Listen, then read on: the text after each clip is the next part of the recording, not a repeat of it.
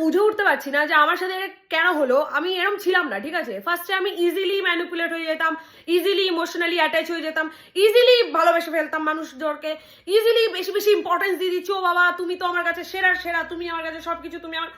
কিন্তু লেওড়া এখন এখন আমি কাউকে ইম্পর্টেন্স দিতেই পারি না। আমার কাছে এখন হয়ে গেছে টাকা important, parents important, value important, self respect important, self love important, only me important.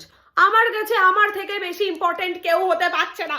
আমি নিজেকে সবার থেকে বেশি ইম্পর্টেন্স দিচ্ছি। ও মাই গড, আই লাভ দিস। বিশ্বাস করো, ফার্স্ট টাইম ভাবতাম কি বেশি সেলফিশ হলে চলবে না, ভালো মানুষ অন্যের কথা বেশি ভাবে, নিজের থেকে বেশি অন্যকে বেশি গুরুত্ব দেওয়া উচিত, এগুলো ভাবতাম আমি আগে, এগুলো ভাবতাম সিরিয়াসলি।